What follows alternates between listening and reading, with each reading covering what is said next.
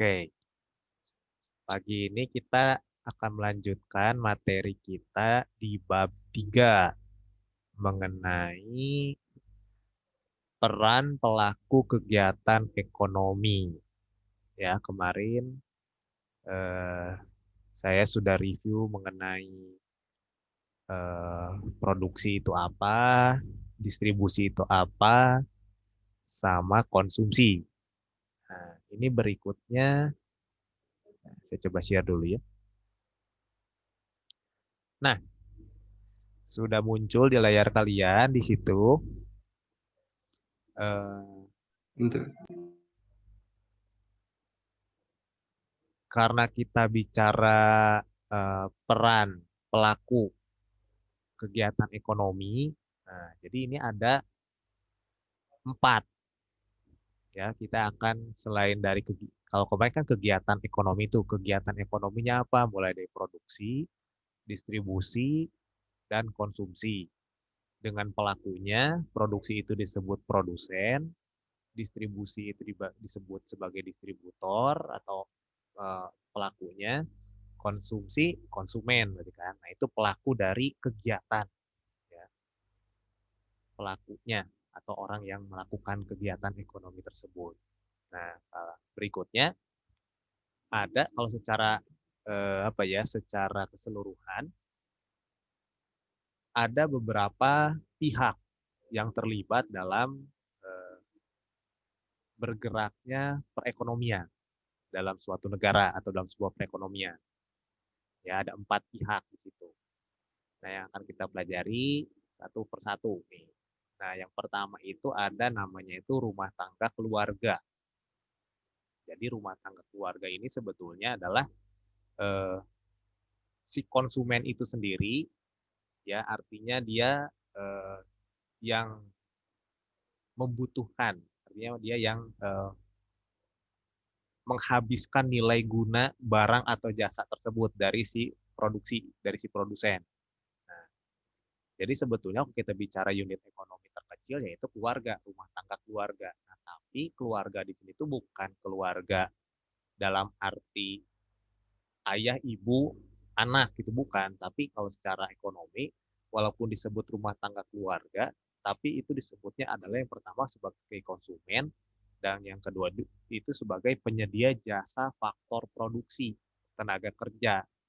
Ya, jadi keluarga itu bukan dalam ekonomi rumah tangga keluarga itu bukan yang tadi bukan rumah tangga yang dibangun dari ada suami, istri atau ayah, ibu dan anak bukan. Tapi ini bicara tentang perannya aja dalam perekonomian.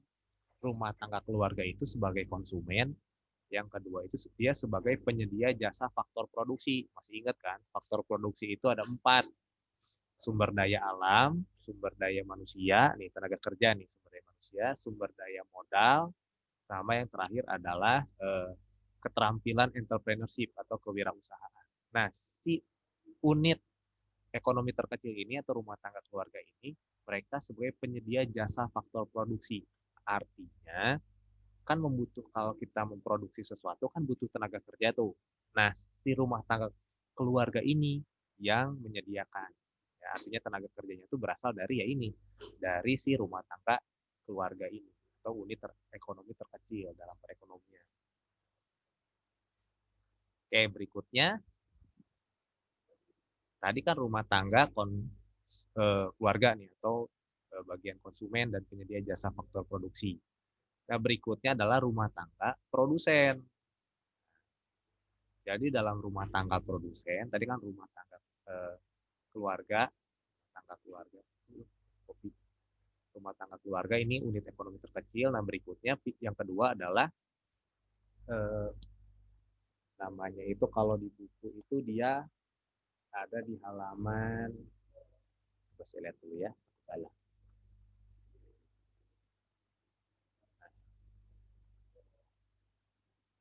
Di halaman ke-54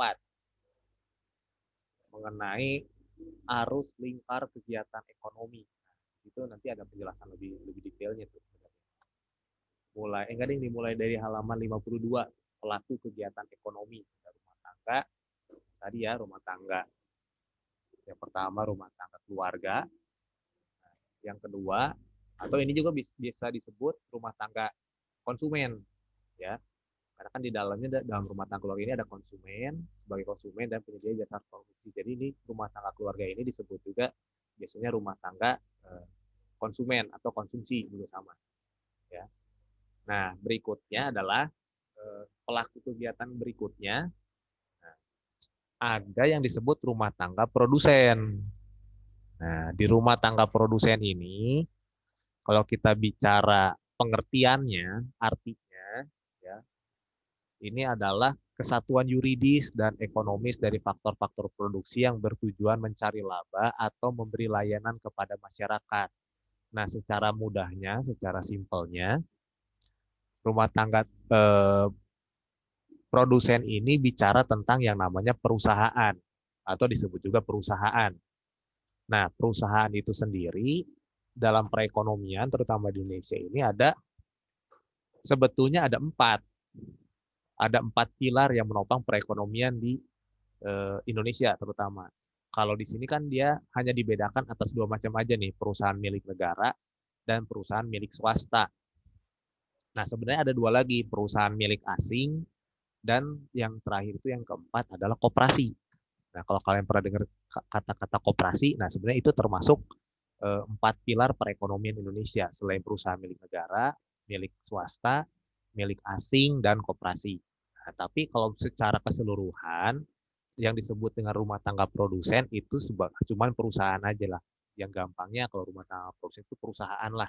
Artinya dia yang bertujuan mencari laba, artinya kan dia yang mengolah faktor produksi tadi itu kan, dari sumber daya alam, sumber daya manusianya, faktor modalnya, jiwa kewirausahaannya juga itu kan dimiliki oleh si empat faktor produksi tadi.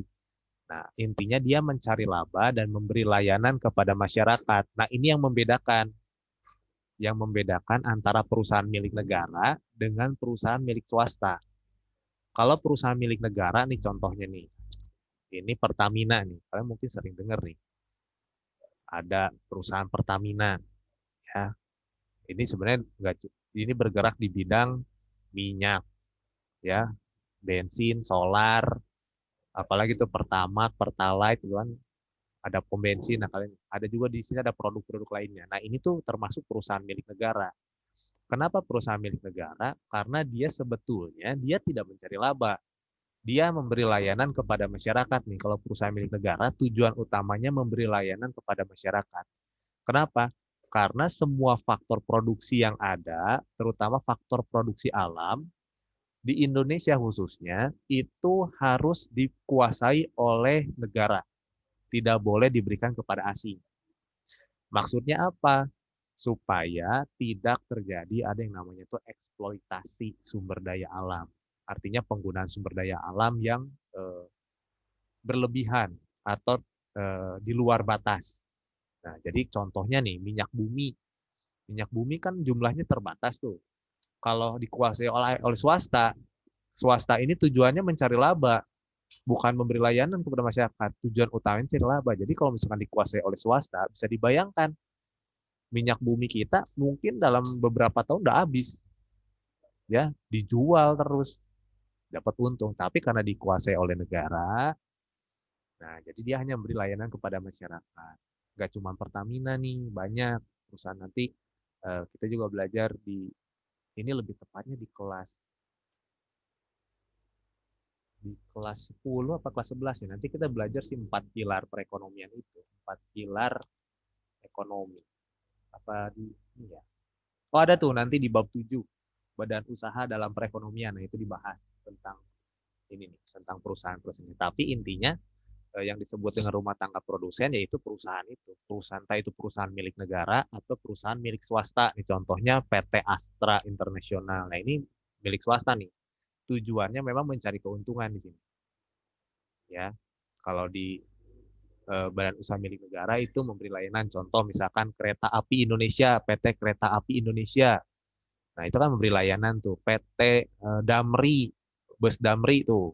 Itu kan punya negara tuh. Terus PT Pos Indonesia, kantor pos. Nah, itu kan juga perusahaan milik negara tuh. Kalau milik swasta banyak sebenarnya ya, dari nggak cuma Astra banyak ya. Oke. Jadi itu yang pertama adalah rumah tangga konsumen atau konsumsi atau keluarga, bisa dibilang gitu. Yang kedua ada yang disebut rumah tangga produsen atau perusahaan yang intinya dia mencari laba dan memberi layanan kepada masyarakat. Ya, perusahaan milik negara atau kalian pernah dengar istilah BUMN. Nah, kan ada menterinya tuh. Siapa coba? Ada yang tahu nggak siapa menteri BUMN? Menteri Badan Usaha Milik Negara. Ada yang tahu nggak? Saya tanya dulu. Siapa Menteri BUMN? Nah, itu dia yang ini nih. Ada menterinya. Perusahaan milik negara ini ada menterinya. Banyak perusahaan negara ini milik negara. Ada yang tahu? Siapa Menteri BUMN? Yo, ada yang bisa menjawab? Rame nih, lagi rame nih. Baru dilantik kemarin ini waktu periode terbaru ini.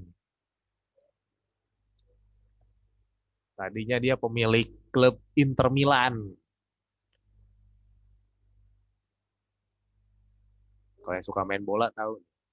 Terus kemarin dia yang berhasil menyelenggarakan ASEAN Games di Indonesia. Nah itu tuh orangnya tuh. Sekarang jadi Menteri BUMN, Menteri Perusahaan Milik Negara. Ada yang tahu? Ayo,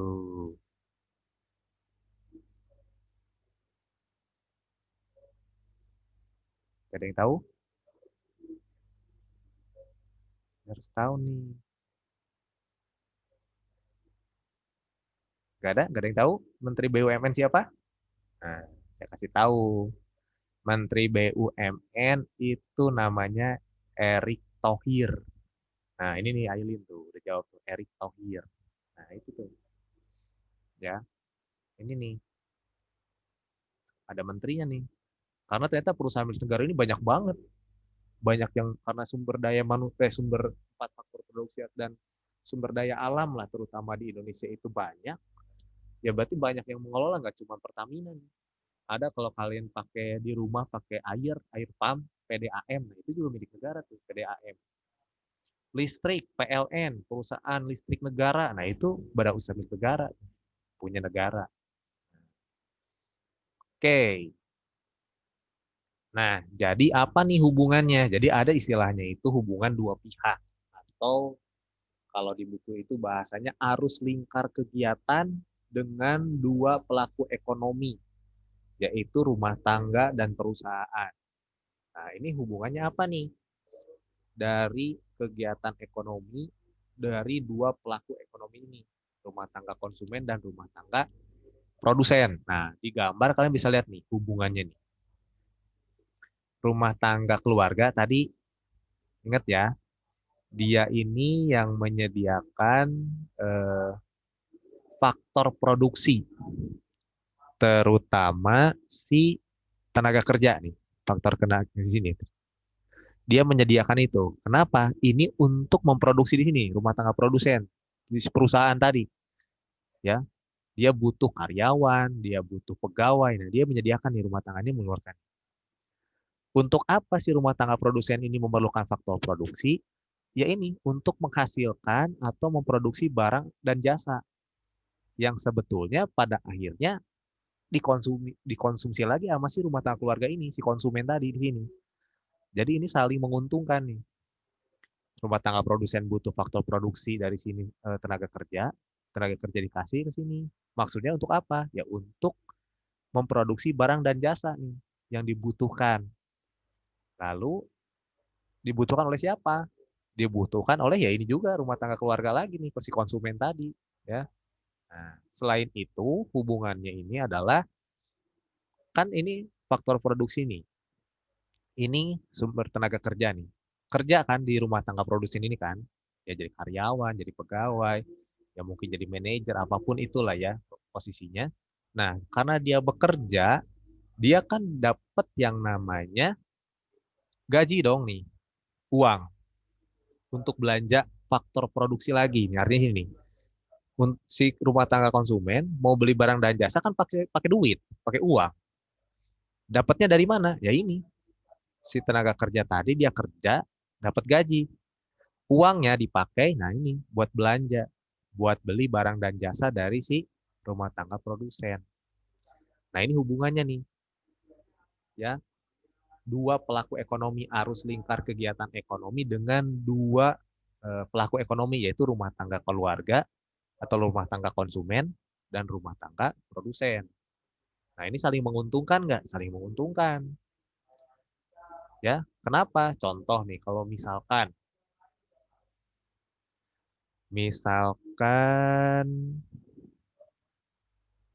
sini ya, misalkan si faktor produksinya di sini nggak ada nih, ya, nggak ada. Misalkan faktor produksinya nggak ada nih, kurang gede.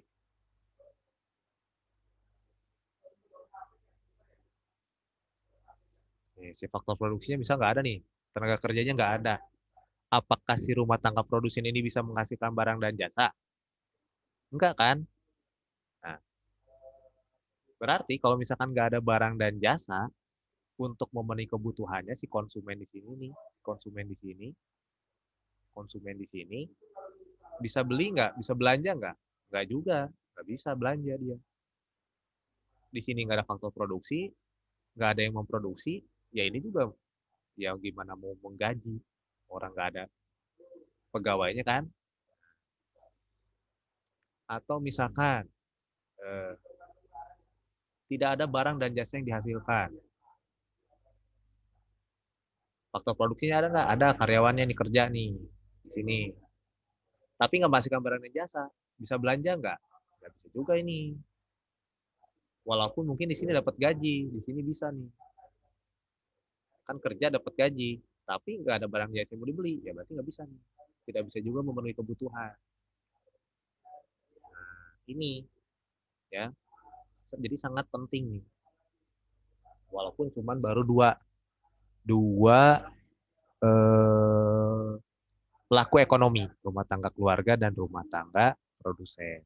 Oke, sampai sini ada yang ditanyain dulu nggak? Mengenai rumah tangga keluarga atau konsumen atau konsumsi dengan rumah tangga produsen tadi. Ya, hubungannya ini. Ya, saya ulangi. Jadi si rumah tangga keluarga ini dia yang menyediakan faktor produksi, tenaga kerja terutama ya. Tenaga kerja untuk si rumah tangga produsen untuk menghasilkan barang dan jasa. Nah, barang dan jasa ini yang pada akhirnya akan dikonsumsi oleh si konsumen ini. Tapi untuk mendapatkannya kan perlu uang nih, perlu usaha, perlu pengorbanan. Makanya si faktor produksi tadi tenaga kerja ini kan bekerja, dapat gaji, baru dia belanjain untuk barang dan jasa. Itu. Itu masih simpel, masih dua pelaku ekonomi. Oke, berikutnya, nah ada rumah tangga pemerintah. Nah, ada yang namanya yang ketiga itu pelaku ketiga adalah rumah tangga pemerintah atau pemerintah aja bisa. Jadi berdasarkan Undang-Undang 45, 1945 ya, pemerintah berperan sebagai produsen yang menguasai cabang-cabang produksi yang penting bagi negara. Nih, cabang produksi yang penting bagi negara dan yang menguasai hajat hidup orang banyak. Nah, ini makanya tadi saya bilang ya, kalau yang berhubungan dengan eh, kepentingan banyak orang, ya, dan menguasai hajat hidup orang banyak, artinya ini berpengaruh untuk semua orang atau semua masyarakat. Nah, ini harus dikuasai, harus dikuasai oleh pemerintah. Nggak boleh. Contoh, contohnya di sini adalah nih, pemerintah juga melakukan konsumsi. Jadi, eh, yang pertama ya, jadi peran pemerintah ini dia sebagai produsen, artinya dia yang menguasai cabang faktor-faktor produksi alam, terutama modal juga. Nah, tapi dia juga sebagai konsumsi, ya. Konsumsinya seperti apa? Memanfaatkan layanan sumber daya manusia dari rumah tangga. Ya sama, dia juga pemerintah kan membutuhkan tuh siapa yang untuk mengelolanya siapa. Makanya tadi kan ada menteri BUMN-nya, ada yang mengelola, ada yang memimpin perusahaannya. Nah, jadi dia membutuhkan si sumber daya manusia juga dari si rumah tangga tadi. Nah,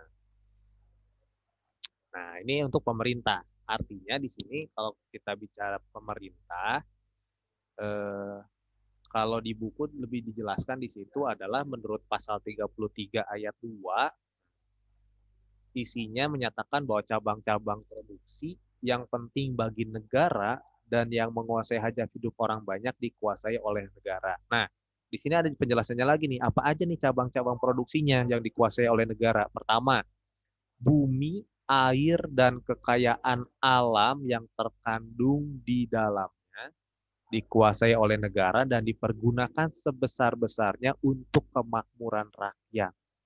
Jadi apapun yang ada di bumi Indonesia, di tanah Indonesia, air yang punya Indonesia, itu harus dikuasai oleh negara. Tidak boleh diberikan kepada badan usaha milik swasta atau asing. Ya, karena tujuannya untuk kemakmuran rakyat.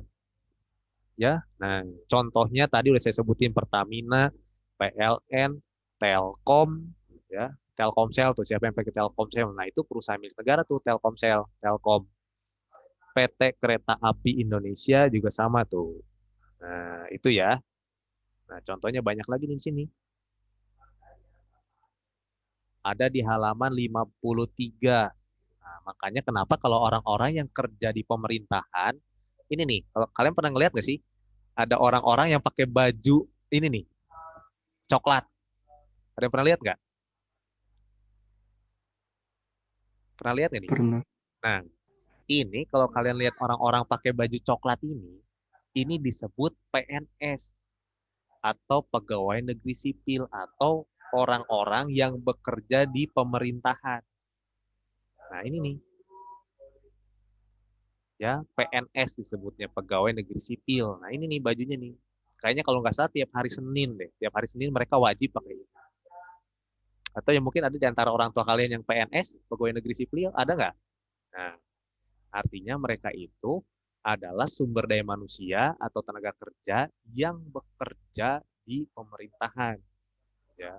Jadi yang bekerja di pemerintahan itu bukan cuma menteri, presiden, gubernur, wakil, enggak. Semua termasuk yang ini, PNS istilahnya itu, pegawai negeri sipil. Nah, itu biasanya pemerintah buka lowongan pekerjaan tuh, ya, yang mau bekerja sebagai atau yang mau lamar menjadi PNS, pegawai negeri sipil. Nah, ada tuh, ada diseleksi, dites, ada tes akademik, tes psikotes, tes kesehatan. Karena kalau bekerja di pemerintahan itu harus syarat yang harus dipenuhi adalah harus sehat jasmani, sehat rohani, sehat jiwa. Ya, karena bekerjanya tadi tujuannya pemerintah ini adalah untuk kesejahteraan rakyat. Nah, makanya benar-benar orang-orang yang sebenarnya harus bekerja itu dalam pemerintahan orang-orang yang memang benar-benar sudah teruji secara pendidikan iya, secara kesehatan iya, secara mental iya, secara rohani iya. Karena tesnya itu banyak. Tesnya banyak sekali dan itu susah katanya. Ya.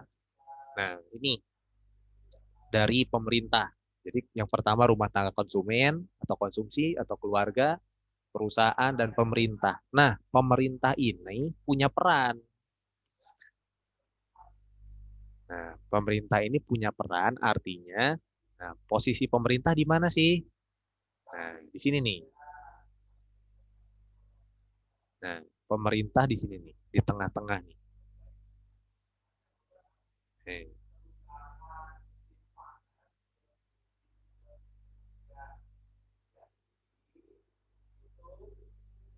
Nah, ini pemerintah posisinya di sini nih, di tengah-tengah antara rumah tangga keluarga dan rumah tangga produsen.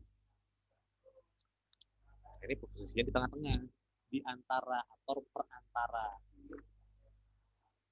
Ya, jadi kalau misalkan di buku itu bisa kalian nanti lihat dijelaskan lebih detail dia fungsi dari pemerintah itu apa di situ.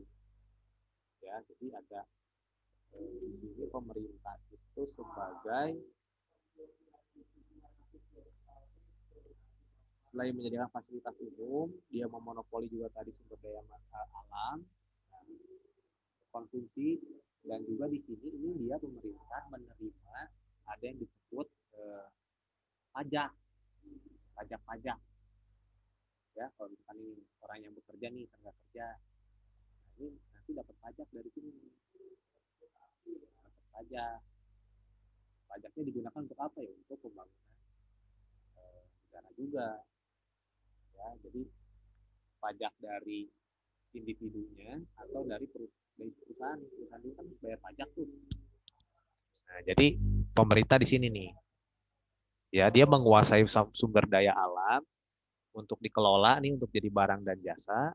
Nah, tapi di sisi lain dia juga mendapatkan pemerintah dapat pajak, entah itu dari individu nih dari sini, dari pajak penghasilan, dan juga dari si produsen ini nih.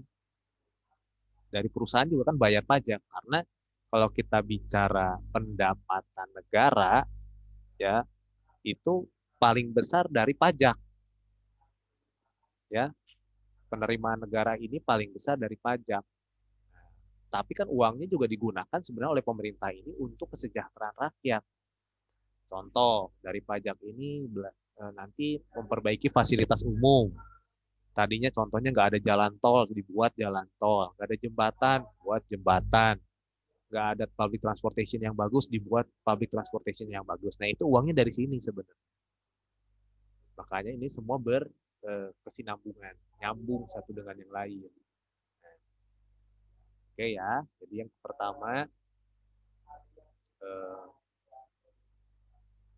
rumah tangga keluarga, rumah tangga produsen, rumah tangga pemerintah. Nah berikutnya adalah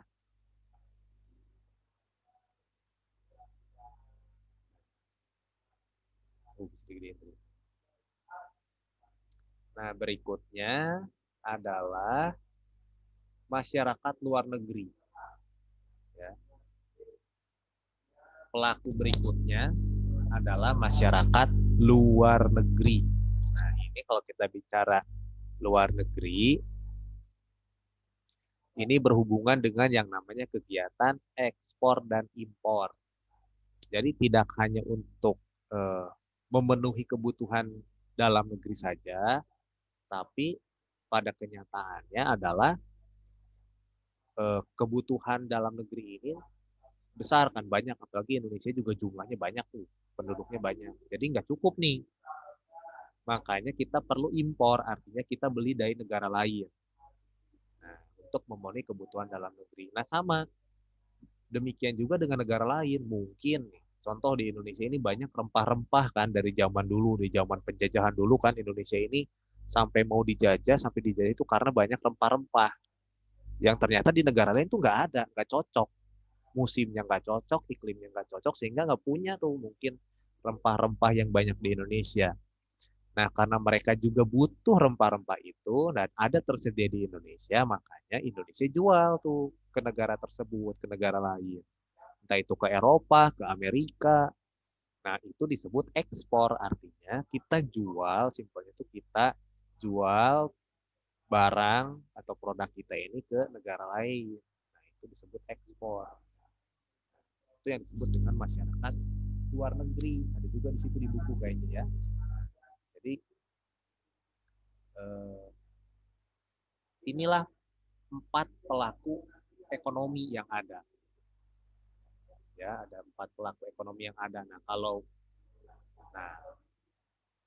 ini ada di buku nih. Kalian lihat aja di buku di halaman, kalau di sini kan kurang jelas nih. Interaksinya nih.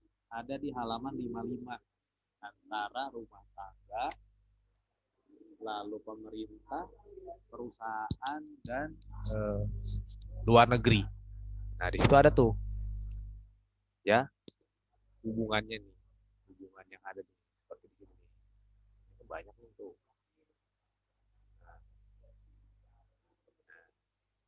Dan, nih, ini kan rumah tangga keluarga nih atau rumah tangga konsumsi tadi nih.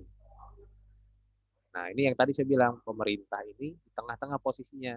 Dia mendapat pajak dari rumah tangga keluarga, dari perusahaan pun dia dapat pajak. Nah, yang didapatkan pajak yang dihasilkan itu untuk pembayaran sumber daya ke sini boleh, dia juga lakukan untuk pembayaran barang dan jasa. Karena pemerintah juga tetap harus sebagai produsen dan konsumen kan, dia juga harus beli-beli nih, contohnya beli barang-barang nih, untuk inventaris lah, untuk misalkan perkantorannya dan sebagainya. Ini beli ke sini, ya. Nah, ini. Lalu kalau misalkan kita bicara masalah ekspor impor, nah ini masyarakat luar negeri nih, ya. Jadi dari si rumah tangga produsen ini, ya sama, dia akan jual kan ke luar negeri kan. Itu itu hubungannya antara eh, empat pelaku ekonomi. Oke, sampai sini ada pertanyaan dulu nggak tentang food?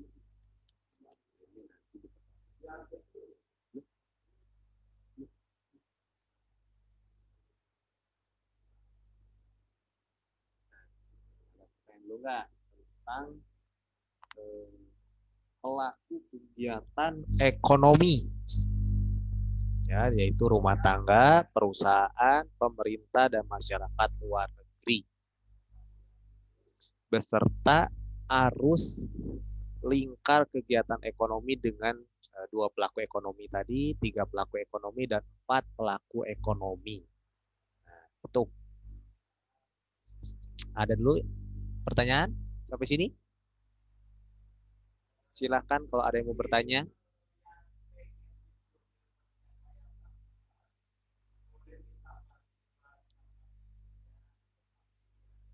Nah, ini hari ini kita belajar empat eh, arus lingkar kegiatan ekonomi, empat pelaku. Ada empat pelaku ekonomi, ya, rumah tangga keluarga, rumah tangga produsen, pemerintah, dan masyarakat luar negeri. Dan semuanya ini saling berkaitan satu dengan yang lain. Ya, ini saling saling berkaitan satu dengan yang lain. Makanya ini yang eh, menjadi istilahnya itu roda penggerak perekonomian. Ya, contoh lah kenapa sekarang misalkan rumah tangga konsumsi ini, karena sekarang banyak pengangguran, nggak punya penghasilan, pendapatannya kan rendah nih, atau tidak punya pendapatan, ya mereka nggak bisa beli barang dan jasa, ya, karena di sini misalkan pengangguran, ya orang nggak kerja nggak dapat upah, nggak dapat gaji, nggak dapat gaji berarti nggak bisa beli barang dan jasa, ya boro-boro mau nabung nih sini, kalau bisa nabung atau diinvestasikan, boro-boro orang beli barang dan jasa aja nggak bisa kan. Nah, itu yang menjadi mempengaruhi, semuanya ini sangat mempengaruhi. Contoh lagi, misalkan pemerintah menaikkan pajak, ya, dengan kebijakan fiskalnya tuh, menaikkan pajak. Berat nih, pemerintah harus, si individunya harus bayar pajak ke pemerintah, artinya pendapatannya dipotong pajak lebih besar. Si perusahaan juga sama, keuntungannya itu potong pajak jadi lebih, keuntungannya jadi lebih sedikit. Nah, ini akhirnya sangat mempengaruhi semuanya ini. Termasuk ekspor dan impor, ya. Yang oke, itu kalau kita nanti belajar tentang neraca pembayaran, ekspor sama dengan impor. Nah, tapi pada kenyataannya itu susah. Ekspor sama dengan impor itu susah. Nah, contoh lah di Indonesia ini impornya itu masih lebih banyak dibanding ekspor. Ya, beda kalau sama negara Cina. Negara Cina itu ekspornya lebih banyak dibanding impor. Nah, sebetulnya yang diharapkan seperti itu. Minimal sama lah ekspor dan impornya. Tapi yang sangat-sangat diharapkan lebih lagi adalah ekspornya lebih banyak. Kenapa? Saat kita ekspor lebih banyak, artinya kita jual barang dan jasa kita ke negara lain itu kan lebih banyak tuh. Kita dapat penghasilan lebih banyak. Tapi kalau kita impor dari negara lain, kita beli dari negara lain, semakin banyak kita beli, semakin banyak uang yang kita keluarkan. Apalagi ini bayarnya pakai dolar. Nanti kalian belajar tentang exchange rate. Nah, itu berhubungan juga tuh. Istilahnya pembayaran ini utang. Karena kita beli dulu, bayar nanti belakangan. Nah, jadi yang diharapkan sebenarnya ekspor ini harus lebih besar daripada impor. Makanya kenapa sekarang pemerintahan sekarang kan eh, mendorong supaya kita ini lebih produktif masyarakatnya, supaya kita bisa ekspor kita tuh lebih banyak dibanding impor. Masa kalau kita lihat keadaan saat ini, ya sekarang contoh lah, beras aja yang tiap hari kita konsumsi, itu impor loh. Nggak cukup Indonesia ini untuk memenuhi kebutuhan. Akhirnya harus impor. Terus misalkan apalagi, semua itu masih impor, banyak yang impor. Ya, termasuk kemarin tuh masker aja harus impor. Terus apalagi harus impor, nggak usah. Sebenarnya Indonesia ini mampu, negara kita ini mampu. Cuman ya tadi, apa yang terjadi? Apakah dengan 4 faktor produksinya itu kurang memenuhi atau tenaga kerjanya ini kurang terampil? Kita nggak tahu kan? Seperti itu. Oke, udah tinggal 1 menit. Ada pertanyaan dulu? Nanti kita lanjutkan di pertemuan selanjutnya aja. Ya. Pertemuan selanjutnya mengenai yang kemarin saya bilang tentang perilaku konsumen dan produsen. Nah, gitu. Oke? Ya, paling nanti apa ya? Nanti saya kasih tugasnya sekalian aja lah ya. Sama lah tugasnya juga cuman kasih soal, kalian bisa Google, cari informasi di eh, sumber informasi lain. Gitu. Oke? Jelas ya? Ada pertanyaan dulu Kak? Sudah tinggal 1 menit. Semua minyak negara dikuasai negara, iya. Sumber daya alam dikuasai oleh negara. Asing boleh masuk nggak? Boleh. Makanya kalau kayak minyak itu kan kayak ada Shell, ada Petronas masih boleh masuk. Tapi yang ada di negara Indonesia itu harus dikuasai oleh negara, nggak cuma minyak. Batu bara, tambang, semua itu harus. Ikan di laut semua sama. Gitu. Oke ya? Karena waktunya sudah menipis, kita ketemu lagi di pertemuan selanjutnya. Thank you ya for today. Selamat beraktivitas. Sampai ketemu lagi di pertemuan selanjutnya.